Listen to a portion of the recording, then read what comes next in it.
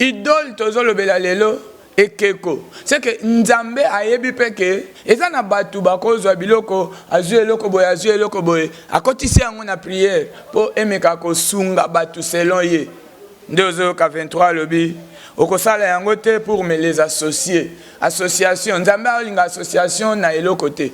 Na kati ya makambo ya kosambela prière Bible lobi faites tout ce que vous faites toujours par le nom de Jésus. C'est que lelo ceux qui mutu en dehors ya kombo ya Jésus azu eloko mususu représentation quelconque ndoyo ki wana lobi okozana na représentation quelconque te tango zu eloko mususu alors oye ko associer yango ekomi na makambo ya Nzambe ekomi kepo emema mutu na kosambela déjà ekomi ekeko idole alors lokola yango ekomi ekeko Bible bengi yango ke yango pe eza Nzambe yo moto lingo eba histoire mboka tala Lumumba doit indépendance ya banaka ngo depuis 58. Première table ronde. Système ribo moka kendaka te poyaka table ronde économique te. 59 foyer ko kena table ronde économique. CNN TV okomona historia l'intégralité. Oya bake seulement ko ya linganga te afanda atiaka magazine Elima 76 a jo telemela Mobutu. Biso toyebi 83 pour maréchal Salemaka pour makelele par nani? Lula Bururu premier ministre Sapu Karibasi Bourgmestre commune exercée depuis 84. Yoringo mona historique yeba yango CNM TV innovation. CNM TV makambo asika. Ah Rianja. CNM TV. Rianja. CNM TV. Mpombe. Oh, ba petit, là, ba comment bizala, tala. CNN TV, comment bilakisa, la gisa. CNN TV, c'est un moko. CNN TV officiel TV. Abi ba toi comme soutien. Ah ba pour ba misuboye. CNN TV, eko pico makambo solo. CNN TV, eko simbali sembe. CNN TV, eko pico théâtre ya solo. CNN TV, eko tala ba gage ya solo. Ah te, CNN TV, kata bango lisembe. CNN TV si bango limpombe CNM TV akati kata bao kata bango limpombe. Shalom na bande konyoso bozita ya kolanda biso eza toujours émission na yo détacher les et je crois détacher les émissions eza pona bofungwami alors tellement que Nzambe aza toujours na kati ya mokili pona kosolola kana bana na ye tozana révélation moko Nzambe apesaki yango nazolinga tolanda yango nanu comme ça tokota na enseignement na biso o ezali détacher les je crois ezali papa Joseph ndeto yambi.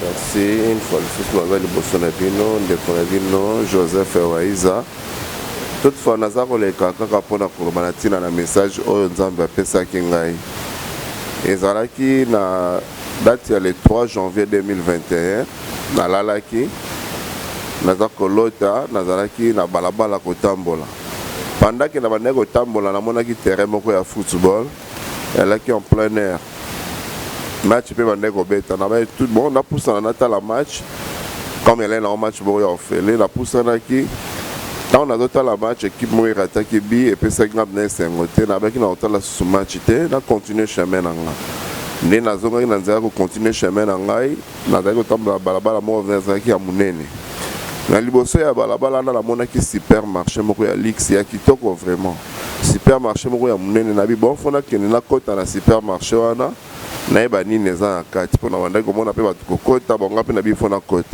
pendant que na banda ko poussa na pona na kene na supermarché na monaki jeep moko ya la police elekaki ngai ekangaki batu ezaki na bato na kati elekaki na mabele na monaki deux policières balobi na bato baza na jeep bato babuki mibeko place na bango eza na boloko donc bato babuki ba transgresser loi place na bango eza na prison jeep elekaki bato na ba policière wana pe balekaki ngani ande kaka kokende kaka juste kaka pona kota na supermarché tango naza ko poussa na monaki camion moko munene camion na munene etelemi pembeni nanga ne na ke benginga ba benginga na kati balobi na mata tango na mati na kotaki na kati ya communauté na vande juste quand na carrosserie tango na tali na kati na monaki 3 personnes na monaki frère Bilingonda na kati na moni 2 frères bavandaki na coin ya kati ya mutuka mais na yebaki bango te frère Bilingonda telebaki asimba ki bible azaki ya kotelema tout 3 fixe vraiment na kati ya mutuka ndapesaki ordre mutuka ekende ntango camion bandaki kokende tellement tobandaki kokende trop vitesse mpenza totambola mwa trajet toyei kokoma esika moko alobi tokomi tokita ntango tokiti azolakisa biso lupango moko alobi tozokende juste na lupango wana ntango tokomi na lupango wana mpo tokɔta sikoyo na kati ya lupango juste na portail tomoni frère Patrice Ngoi Musoko ya uti na kati ya lupango mpe azobima biso na frère Patrice tosukai kaka na portail wana nde frère Patrice alobi naza likamo fai naloba mais tout justement motu alobaki yango ye wana tobala motu totala boye mama moko azoya na mwana moko ya mokie abi boyokaka makambo wana na koloba aza na 2 ans et demi ntango bakomi mwana wana bandi koloba repentez-vous repentez-vous repentez-vous acceptez Jésus-Christ Seigneur et Sauveur. Acceptez Jésus-Christ Seigneur et Sauveur. Ne l'acceptez pas comme Seigneur et Sauveur, mais acceptez Jésus-Christ Seigneur et Sauveur. Les temps sont finis. Les temps sont finis. 2025 ne passera pas. Les temps sont finis.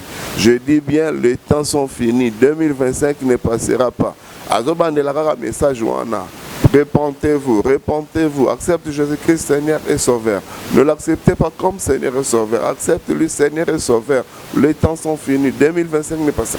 Pendant que j'ai répété par message, j'ai senti un frisson, j'ai commencé à pleurer. Tant on a dit que là, na kangi misu tant on a ko fongola misu mama na mwana bazala ki lisusute nde frère Willingo ndazoki maloba lobi boyoki message les temps sont finis bokende koyebisa na bato message oyo bino bozwi ntango alobi lisusu esalaki nga susu malili na leli lisusu ntango nafongoli misu frère Willi na frère Patrice bango mpe bazalaki susu te toyei kotikala deux frère wana na ngai nde nalobi na bafrère wana tokende tosalaka service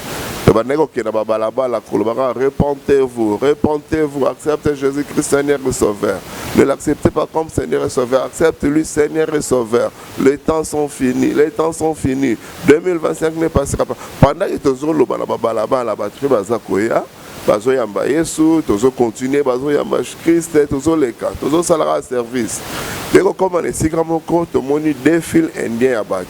Na film mususu batu bazoya koyamba Yesu bazolo beloko te kasi na film mususu namoni batu bazoya koyamba Yesu me kati na film wana batu bazolo ba biso pe toyei koyamba Yesu kolo pe mobikisi toyei koyamba Yesu lokola kolo pe mobikisi te kasi toyei koyamba Yesu kolo pe mobikisi par là bangai baloba nini ke Yesu aza lokola kolo te mais Yesu azali kolo pe mobikisi donc tant baye pe tosali service esili ne en dehors ya des films indien wana namoni groupe ya ba jeune na groupe ya ba jeune namoni jeune garçon moko loba Jésus-Christ écoute loba ki ayebi jour te ayebi ngonga te yozo loba 2025 ekoleka te nga na répondaki na bi ngai te mtu nazoloba ngai nazo transmettre kaka message oyo bapesi ngai na loba alipi na bana batu frère mi bazo zaki na bango na bi soki tokotambola na babalabala batu nyonso bakozala informé te ça sera mieux tokende na média pour que batu nyonso bazala informé pardon mwa moke na kozongisa mwa maloba ntango garçon na apesaki réponse na lobi ne ndenge ezalaki na ntango ya Noe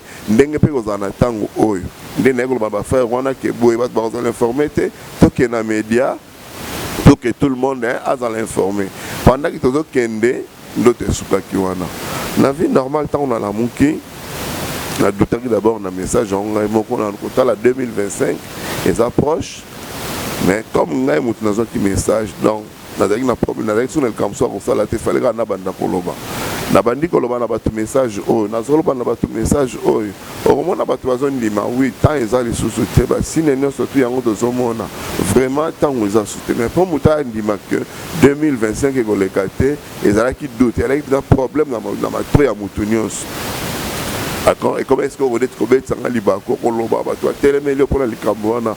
Or, dans le message, je suis déjà réponse dans OK. Dengue de la qui n'attend, dengue de attend oyo. Ngaïtem tu n'as lobby à transmettre un message. Mais comment est-ce que vous dites que vous êtes en Libako? À chaque fois, on a un message, tu vas dire un message, mais à propos, il y a l'espace à temps, on s'en va faire ici. Tu vas avoir au télé, mais tu vas avoir au boya. Mais tu as un message oyo.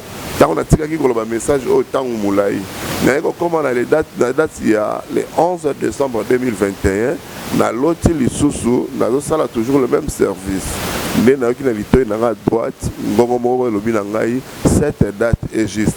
Donc espace il y a tant on nzamba pesi alobi ezali juste ne na lamuka ki na lobi merci Seigneur ezali confirmation message au pesa ngai po pesa ngai ko makasi ya koloba ne na bande koloba ko message oyo mutu akoyo katal bio likamwa date ngana lobi ngai l'essentiel na zolo ba message on nzamba pesa ki ngai donc na zolo ba message oyo yo batu na zolo ka ba YouTube na ba télé na ba radio na zolo ba message na ba balabala na zolo ba message oyo nzamba zo talisa ngai batu misato na trois types de personnes on nzamba talisi ngezali batali boso bazali distrait na makambo etali sport batu mingi baza focaliser na makambo etali bale akoki kozwa tamo bimba kozwa tamo bimba makambo bale baje makambo tu mata na temps kotanga bible te aza na temps ko partager te aza na temps ko sambela te temps ko kende église ezali te donc batu wana nzamba zo mona bango baza distrait yango lobi na batu ba longwa ba yakwa ina ye ba se repentir ba yamba ye kolope mobikisi batami bale bazali bato bazali mais sur la banque bazali focaliser quand on a ba supermarché tozo mona eza mukili ezotali sabiso ba convoitisme ba communion sur auto tozo mona na mukili. Alors la Bible nous dit nous sommes dans ce monde mais nous ne sommes pas de ce monde. Donc to linga mukili te to linga nde Yesu. Donc na bato bazali kotala mukili ba lingi mukili la place ba linga Yesu azobenga bango aba se repentir ba ya epai na ye akoyamba bango afele asengi bango eloko teka batika mukili ba se repentir ba yambaye kolope mobikis. Troisième type ya bato ezali bato o baza ko demeurer dans le péché ba prisonnier. Tant tel type ba prisonnier tel sa bato baza demeurer dans le péché. Mutu so baza demeurer dans le péché conscient ou inconscient. C'est-à-dire aza ko vivre kati na prison. Celui totali ba lelo tokolo ba homosexuel. Baza ko vivre dans le péché. Les occultistes baza vivre dans le péché. Les sorciers, les voleurs, les calomniateurs makamboze ebele makamboze ebele bato baza ebele o baza ko demeurer na masumu oyo aza nango conscient kazo osala yango mais eza pe na bato oyo aza ko vivre na lisumu o aza conscient aza ko vivre na kati na lisumu wana nzambe azobenga bango nyonso baya epai na ye ba se repentir ba pesa vie na bango na maboko ya Yesu yende ya ko diriger vie na bango. Donc na trois types ya bato wana tango yo moko mimoni ke naza na ngambo nini yeba ke Yesu alobika se repentir yambaye kolope mobikis. Donc tango azo kobenga bato alobi tango ezali susute tolongo na distraction oui tozo komona onde to la mukaka to la muki viens continuer via normal mais pas un nzambe alobi ke tant ezali susute donc to se repentir message on azaki nango ya koloba na ndeko nyonso yango na yo oyo ki message to garder message pour na yo moko te comme il s'appelle bande comme susu oyo ba su message oyo te va se préparer. Jésus revient très bientôt. Tango ezali susute. Merci ezalaki abino ndeko Joseph Waiza. Oyo nyonso ayoki message à partager yango. C'est pourquoi bien aimé, ozo comprendre que eza émission détachez-les eza émission abofungwami. Ndenge ozo ka kombo nango ezali thème na biso. C'est que eza intitulé nzambe apesa ki biso eza mission. Yango mission wana to commission yango émission pour emeka ko sunga batu. Alors lelo toza kolobela sous-thème mususu est encore très important parce que la fois passée tolobela qui sur les prisons. To banda ko énumérer quelques prisons. Alors lelo toujours dans même rythme tolingi totalisa un peu sur les idoles bikeko. Parce que bikeko eza considéré pe lokola nzambe parce que tina nzambe alola ayebi ke bikeko na mokili eza. Alors eza na bato bazo considérer ngo lokola nzambe. C'est pourquoi na tant nzambe apesi biso ne fiske une minute to sambeli. Yesu merci pour na occasion favoriser pe faciliter bayo ki ba pambolama. Bisika nyonso muto akozwa émission o ya partager yango yepe pambolama na kombo na Yesu Kristo. Amen. Oui, bien aimé, toza kokota direct na makomi parce que ce sont des questions bibliques qui doivent aussi avoir des réponses bibliques. Toza na Exode ndeska tozo bandela. Exode chapitre 20, tozo kendena verset 3. Alors Bible, tu n'auras pas devant ma face d'autres dieux. Okoza na banzambe mususu liboso elongi nangate. Alors, alobi, tu ne te feras point d'image taillée ni de représentation quelconque des choses qui sont en haut dans les cieux, qui sont en bas sur la terre, qui sont dans les eaux en bas de la terre. Voilà Alors, toza komata lisusu ti na 23 na yango, toujours na 23 na 23 alobini. Vous ne ferez point de dieu d'argent, ni les dieux d'or, pour me les associer. Vous ne les ferez point.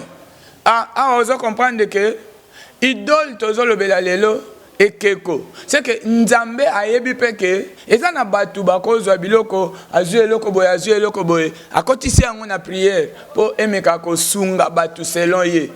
Ndozo ka 23 lobi, okosala yango te pour me les associer. Association, Nzambe alinga association na eloko te. Na kati ya makambo ya kosambela, prière, Bible lobi, faites tout ce que vous faites, toujours par le nom de Jésus.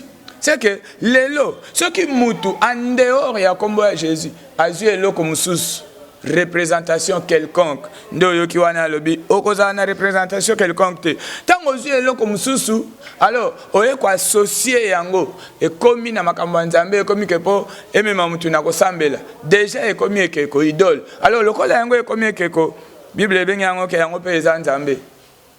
Ah, mais Nzambe alobi ke okoza nango te na fina yo.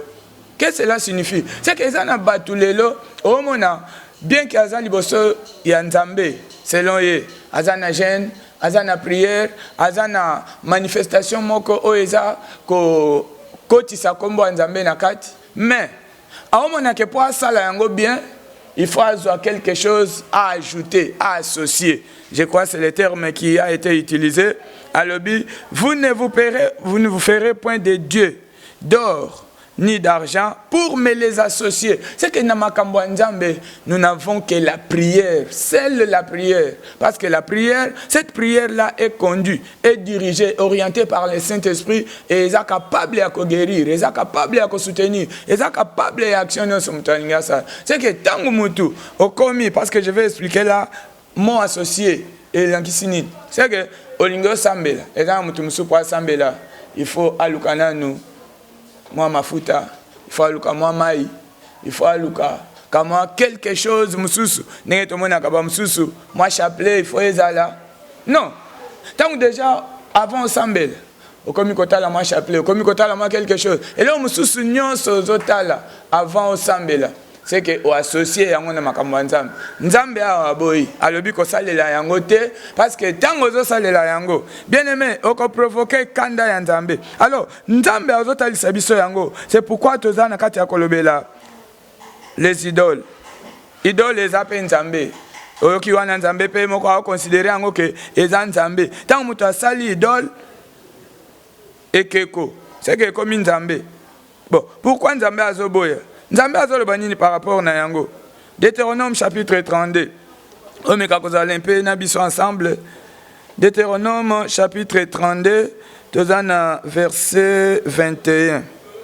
32 21. Ils ont excité ma jalousie parce qu'il n'est point Dieu, ils m'ont irrité par leurs vaines idoles. Et moi, j'exciterai leur jalousie parce qu'il ne m'est point un peuple. Je les ai irrités par des nations insensées, car l'effet de ma colère s'est allumé. C'est que Nzambe azotalisa ok mutu nyonso ozala wapi ozala nani tango zui quelque chose autre à part la parole. Yangonde eza ko accompagner prière. Yangonde eza ko associer na makambu ya Nzambe parce que Nzambe c'est la parole. À part la parole, parce que même la prière c'est quoi? C'est l'ensemble des paroles. Oyezo utana ide moko boy. Tango lingyo sambela, olingyo zala devant notre Dieu, c'est que en dehors de la parole, il n'y a point d'autre chose qu'on pourra associer. Tango, avant de prier, il faut zalanelo comme koboy. Déjà est comme idole. Alors tango sale la idole, Nzambe lobi ozo réveiller kanda nae. Nzambe osilika. Nzambe aokomana yo méchant. C'est pourquoi au mona alobi tango comme na biloko ya bongo aza capable ya kozwa ba génération nyonso ko ya simana yo a impliquer bango na kati ya likambo pe okoti souffrance comme makasi. Alors émission eza détaché le c'est que lelo tozoya ko fungola batu nyonso o ba osalela bikeko ozana eloko moko associé à la prière avant sambela il faut yango ezala c'est que déjà ozana par orge stopper match wana c'est baby bandela je yamba Jésus parce que tangu avant sambela il faut ozala prenons l'exemple lelo yo na lingina matana cher na teya ceux qui nzambala ezate moyen na teya ezate d'office yango pesa idole. Parce que les lots comme Atanacher, les autres qui pèsent sous Banzambalate, comme Atanacher, Balobi, revêtez-vous du Seigneur Jésus-Christ. Yesu oyo lati. C'est que okuta lelo mutu, angasa la service mokoboy. Mais ce que lati Nzambalate, moyen matezate. C'est que à cause ça langote sans Nzambala, c'est-à-dire Nzambalape comme association. Azo ango azo associé na kombo à Jésus. Na moment on a Jésus azo silika. Alobi bozo pelisa kanda nangai. Je crois comprendre le verset. L'effet de ma colère est allumé. C'est que pour ne pas allumer kanda nzambe, il faut mutoaza la musika na bikeko. Alors, représentation quelconque des choses qui sont ataya lola. Mutupa sambela akomi na ba minzoto. Oh tobelela ange yaboy, tobelela ange yaboy. Qu'est-ce que nous avons na makambo nzambe avec des anges? Na makambo nzambe toyebika Jésus. Jésus nde ye parole, yende nzambe, yende créateur. C'est que en dehors ya Jésus, elo mususu ezate. Tangu alobi ke okosala représentation te, okozwa biloko ya likolo te, okozwa pe biloko ya mabele awa te. Parmi babiloko ya mabele, totanga ebele, okuta mutu mususu, ba grumeti na maboko, bon, ti na niveau ya mutu ata, aza serviteur de Dieu. Mais omona beti manzela Lumumba ole Lumumba alande ezaleli ya musali ya nzambe mais musali ya nzambe akomolanda mo ezaleli ya Lumumba beti Lumumba okuta mususu ba cheville crépied mais aza mwana nzambe aza musali ya nzambe tina cher aza nango. Non, wana déjà comme le comme c'est que babiloko est comme sublimino et ça biloko ténèbres azo imposé. Alors il faut ça là-bas, il faut ça là-bas. Yango okuta batu mususu akoki ko obligé église ba moi ba entourage nae bolata ba couleur boy. Oh bolata ba couleur boy. Yemo ko azana couleur boy. Biloko nyoso wana nzambe aboyi. Alobi oko associé na eloko musute. C'est que tant que eloko est comme obligatoire avant matin il faut ça là, avant matin il faut ça là. Déjà est comme idole et que nzambe azako silika kanda ya nzambe ezo mata makasi tant mutu aosalela bikeko. Alors Ésaïe chapitre 2 le verset 8 azo ebisa biso nini. Ésaïe chapitre 2 le verset 8 parce que lelo toza ko kende je crois Holandi vision wana nzambe atalisi c'est que awatali sake temps est commis déjà mukuse temps et sili. C'est que nzambe aza maître et attend, aza maître à circonstance. Alors, awa eza juste awatali sayoke bientôt azoya. Ésaïe chapitre 2 verset 8 à l'obinin. Le pays est rempli d'idoles. Amboka etondi na bikeko. Ils se prosternent devant l'ouvrage de leurs mains, devant ce que leurs doigts ont fabriqué. Les petits seront abattus. Voilà. Les grands seront abaissés. Tu ne leur pardonneras point. C'est que tant que pays est autorisé, prière ya ndenge na ndenge parce que toza laïque mais yoza mwana nzambe nzambe nini yozo salela biso toko salela nzambe oyo kaka ye moko nde liloba en dehors ya liloba oko associer na eloko musute ndenge moko alobi c'est que tant mutu akomi avant sambela il faut avoir quelque chose à ajouter à sambela il faut avoir quelque chose à ajouter association na nzambe aboyi. Alors soki bible lobi que pays etondi na bikeko mbala moko les petits seront abattus. Nous mona vie ko simba soute mambu nyonso e komi compliqué surtout que to komi na temps ya fin monde komi ko chité alobi ba mikolo ba petit soki ba baby c'est que ba mikolo pe baza abattu nzambe alobi a olimbisa te. Alors Bien aimé, toza bana na nzambe. Pour garder d'abord équilibre. Il y a vie. Il faut quand même qu'on reconnaisse le vrai Dieu. Tango za na kati ya bikeko. Hein? Oh moi Santu Maria, Santu Boy na boy, Santu Petelo. Or, bisoto on dirait Saint-Pierre et la Bible. Or que Petelo wana, eza ba biloko da démoniaque, eza ba esprit, ba démon wana bazana ba kombo. Alors, mutoye, akotisi angoti na kati ya makambo nzambe, ndo moni mukili yango eko beba. Pourquoi? Parce que Bible elobi nzambe asiliki. Lokola nzambe asiliki, c'est que baby si makambo nyonso, pembo ka nyonso e baby. Or, esika batu basalela kabikeko ezalaka na ba sacrifice ba pesaka o mona wa mboka e baby. Alors sacrifice nini muta basalela kabikeko a pesaka akoyi ko pesa yango consciemment ou inconsciemment. Toza na psaume 106 parce que vous comprenez wana que tozo kende petit à petit pour il faut to comme à peine niveau yako chité 106 toza na verset na yango 36 tozo bandawana. Ils servirent leurs idoles qui furent pour eux un piège. Mutu nyonso azo sambela bikeko azana ba image taillée, ba représentation quelconque. Moi, oh, il faut pour assembler bien. Il faut moi makasuya, il faut moi mungoya, il faut moi quelque chose ya boyeya. Biloko nyonso wana nzambe aboye yango alobi eza bikeko. Alors tango muto asambela yango alobi biloko wana ezo koma mitambo, et koma ba piège. Mitambo yo eza contre qui? Alobi ils servirent leurs idoles qui furent pour eux un piège. C'est que pour na yo moko na muto salela yango eza mutambo. Ajouter na 37. Ils sacrifient leurs fils et leurs filles aux idoles. C'est que tango zo sambela ekeko. Yo kanisi ozo tanga chapelet. Chapelet wana ozo tanga eza ya pambate. Na sena yango inconsciemment ou consciemment ozo sacrifier banana yo na ya basi na ya mibali. Ils sacrifièrent leurs fils et leurs filles. C'est que okuta yo muto sambela ki babiloko wana mais ozoya komona na libota nyonso baby peut-être bana babalate. Pourtant ozoka ke bazo sacrifier bana. Ce n'est pas que ozo bana mbimba boyo kabi parce que tozana deux sortes de sacrifice. Sacrifice à liboso ba ozo mutu bakabi mobimba. C'est que mutu abongo a vivre te akufa. Ndio kakao songolo mutu abomaki mutu akufi bobabi tata masine mutu ale. Pourquoi akabi mobimba? Mais deuxième forme eza bakabi mutu aokufate mais balongoli ka makambo malamu kati na ye. Ndenge ozoyoka lokola na Jérémie chapitre 51 le verset 34. Alobi akomisinga vazi ya pamba alongoli nyonso malamu kati nanga. Tango mutu asambela bikeko aosala ba sacrifice sans le savoir.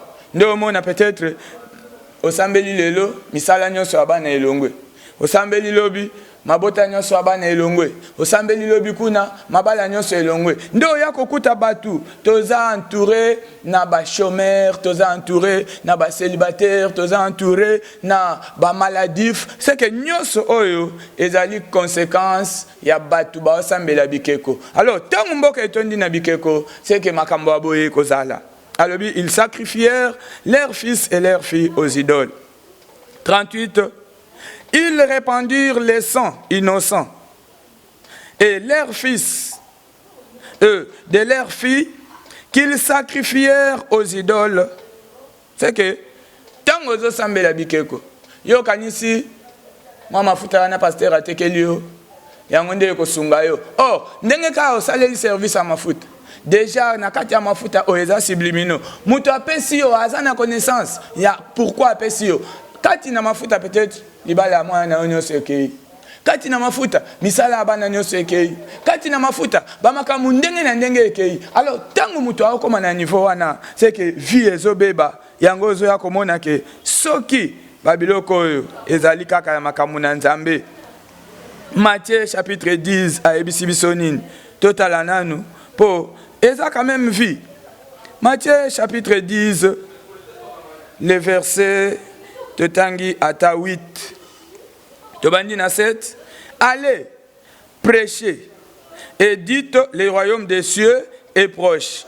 Kende, teya, yebisa bato bokonzi na nzambe epusani c'est que Yesu akomi kozonga déjà aza na porte lokola aza na porte wana il faut mutu kokeba apesi ordre alobi guérissez les malades ressuscitez les morts purifiez les lépreux chassez les démons vous avez reçu gratuitement donnez aussi gratuitement voilà oyo ya nzambe c'est que ceux qui mutu asala service ango eza réellement ya nzambe ekozala ofele mais o ba mafuta oyo ekomi ya koteka pona nini bamayi oyo ekomi ya koteka pona nini baservice nyonso ekomi avant mutu amona pasteur avant prophète ayamba mutu moi fiche consultation ozo consulter nini dis-moi un peu est-ce que o consulter na volonté na yo ou bien il y a un esprit de Dieu o vandikati na yo ndezo pousser na ko consulter alors tangu biloko ekomi payable c'est que tolongwe na nzambe o aza Jésus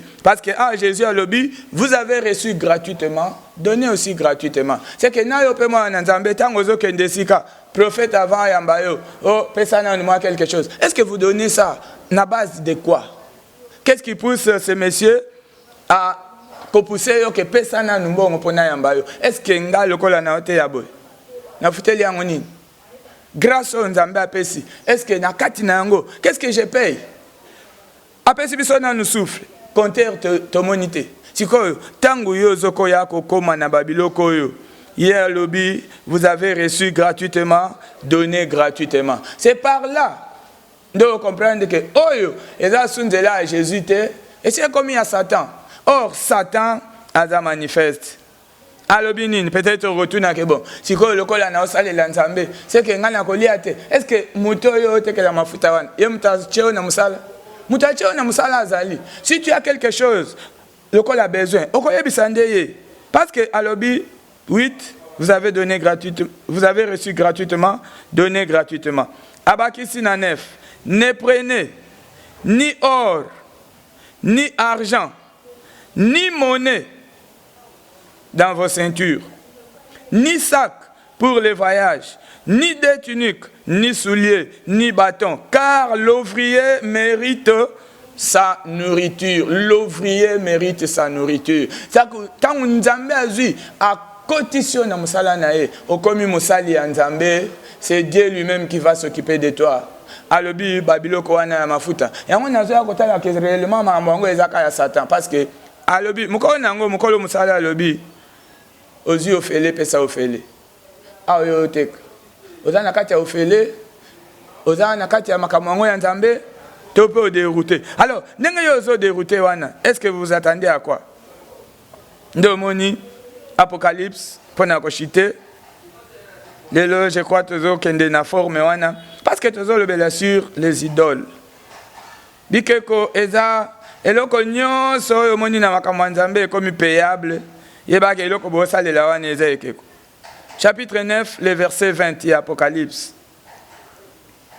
chapitre 9 le verset 20 Bible lobi na bisoni Bible lobi les autres hommes qui ne furent point tués par ces fléaux ne se repentirent pas des œuvres de leurs mains. Ne se repentirent pas des œuvres de leurs mains, de manière à ne point adorer les démons. C'est que, tangu, eloko moko comme une association, na makamuna nzambe, elongwe ya bonzambe comme ba démon. C'est que au salawana eza musala nzambe lisute comme ya Satan. C'est pourquoi on banda ko sacrifier banana yo, o sacrifier mabota na yo, o sacrifier nyonso. Alobi à ne pas adorer les démons et les idoles d'or, d'argent, de reins, de pierres, de bois qui ne peuvent ni voir, ni entendre, ni marcher. Ndokuta mutu aboye na misapi na ye okuta babag eze belebele babag oyo na tuna ke yo za prophète oza musali ya Nzambe ebelebele ya babag oyo na misapi ça sert à quoi? Parce que la Bible nous dit tout est permis mais tout n'est pas utile. C'est que quand je fais quelque chose, na makambo ya Nzambe, il faut naie ba utilité na yango. Ça sert à quoi? Ça me sert à quoi? C'est que na kati ya babago, eza ba puissance magique evandi na kati. Ténèbres evandi na kati. Yo koya na mai, olobi bon, yepe alobaki te ke mai yango nazo epa na ye, alobaki ka yaka na mai na. Tango yo ye na mai na yo, a présenter, tango a présenter bag wana, c'est que puissance moko ezokota na mai wana. Tango o mela mai, bana na yo na libumu, ba oningana. Ebele ba olongwa. Makamuno se banda kobeba. C'est pourquoi on a banda bandi komela mela ba mayo. Qu'est-ce qui a changé? Le contraire, ozo kendeka kobeba. Yo moko ozo beba, ba ope bazo ya simana o bazo beba. Alors bien aimé, idole les anini, eza eloko nyonso o baza ko associer na makambo ya Nzambe. Tango za na kati ya kosambela bien aimé, éviter association. Na prière to ebikaka, Jésus a lobi, ba esprit musus ekobima na gêne. C'est que eloko moko to ko associer na makambo na Nzambe. Eza kaka sacrifice oyo ezali d'abord physique. Pour Bible lobi na Romains chapitre 12. Alobi kabanzo tonayo, premier verset. Kabanzo tonayo lokola mbeka epa na Nzambe. C'est que tango za ko se sacrifier, ko gêner, c'est un sacrifice. Bible lobi que esprit mususu ekobima kaka na ko gêner. C'est que les un esprit mon côté, oh il faut bima na mafuta. Les un esprit mon côté, oh il faut bima na mai. Les un esprit mon côté pour yango bima, il faut tanga ba smi. Non, biloko nyonso oyo ko ajouter, ko associer na prière. Ezala likolo, ezala se, ezala kati ya mai et komi idole. Alors Nzambe alobi tango zo salela ba idole wana. Ozo la musakanda na e aosilika na libota nde omona vignon sozo kende kobeba et or to comme Nathan Jésus azoya. C'est pourquoi yozo landanga na partout ozali Nzambe ayebisi yo koluka eloko mon côté ya ko associer na ye. Seul eloko koki ko associer na ye kaka mobimba na yo parce que mobimba na yo c'est le temple. Tu es le temple du Saint-Esprit. À moins que l'esprit en oisala. C'est pour te dire qu'il y a des ceux qui servent Dieu, soi-disant servant Dieu, mais na kati na bango nzambe azate. Ceux qui nzambe azate d'office ba démon de baza. Ndango mo na ba démon ba ko pousser yo na eloko nyonso sala. Il faut aimer ma na bénéfice. Otei après côté, il faut ba futa yo. Osambeli après ko sambela, il faut ba futa yo. Oyambi mutu avant ko yamba mutu il faut afuta yo. C'est que makambo nyonso eza centralisé na kofuta et comme déjà en dehors makambo ya Nzambe. Je crois oyoki wana lobi vous avez reçu gratuitement, donné aussi gratuitement. Alors bien aimé, tozala kolobela sur les idoles. Idole te expliquer yango que eza eloko nyonso oyo zo associé na prière. Oh, le service. Déjà, il faut stopper. Parce que Jésus a dit c'est pourquoi Olanda Kibiso, je crois, Olandi message, Olandi vision, Nzambe Atalisi. Alors, bientôt à Zozonga. C'est que, Nakati ya makambu message Olandi wana, peut-être que tirer attention mingi na temps. Or, tant d'engagés n'est pas dans Nzambe. Tant ils ont compté parce que même aujourd'hui là à Koya tant monsieur de la kia balobi 2025 et le kate bongo en dehors il y a 2025 si les lope batu bako kufa bazali tant au kufi aux de la 2025 or les lots déjà au kufi c'est que tant au kufi déjà vie na yo stoppé ndio mona batu msuti na mambo Nzambe bakomi assemble la pona yo akende ko réveiller bakoko na yo baya ko pesa yo sarma ya nini c'est que nyoso ana eza idolâtrie eza bikeko na bikeko Nzambe azate bongola motema émission eza détaché le et les loko détaché mutu nyonso ozo sambela bikeko c'est que osalela ka bougie osalela ka mai osalela ka mafuta osalela ka mungwa ozana ba bag ozana ba ti ba chevi crépi wana ezali pe imposition démoniaque démon imposé au bongo. Alors Nzambe alo la sungayo fungwama ndimela Jésus kombo na ye akosunga yo yaza lokola mokonzi te aza mokonzi aza lokola mobikisi te aza mobikisi. C'est pourquoi lelo yamba ye akoma nkolo na yo akoma mobikisi na yo pe akoma musungi na yo okopambolama olia yoko utiliser mai utiliser ka kombo na Yesu parce que mai lelo eza remplacé na liloba mungwa lelo eza remplacé nezaleli ya malamu o sambelo za mu Christ ifoza nezaleli ya malamu mafuta lelo eza remplacé na Saint-Esprit olanda kibiso numéro na biso eza na se. Peut-être ce que vous avez besoin, il y a question, soit nini, émission est détaché, s'abonner. Partagez l'émission, s'abonner, Nzamba Osungayo. Merci, Okangimi Subisko Zali, Peto Sambeli. Vous avez un problème, Moko Bochelo Boko na motema. Nzamba azo visiter Okakasiko, Tobondeli. Yesu, ozabi kamwa pe ozabomo. Olingi batu, ba associé yo na quelque chose mususu te. C'est pourquoi, na kati ya liloba na yo, pouvoir ezali. Puissance soigne zana di lobanayo et kota na motema ndeko pouvoir ya maladie eko menacer et kangabisaka et libérer celibat est menacé et kangabisaka et libérer ténèbres eko kotisa ye pona ko memaye na kozala faux serviteur faux chrétien faux croyant parce que ba memi na ba utilisation quelconque oyo lingite à partir lelo puissance soigne kangabisaka et libéré na kombo na Yesu Kristo. Le boko na Nzambe est touché à pambolama. Vinaye et comme associé na yo polo la ezala yaye. Olobaki ba onyos balandio ba kobanda o sanctifier on a après la vie éternelle. Alors moko na moko olandanga azo o sanctifier à partir à siko pe kombo na ye comme manabuku na yo. Tango koya ensemble et toi adorer yo na lola. Merci pour tes amos sikoli. Na kombo na Yesu Kristo. Amen. Pambola mutunyo salandi biso.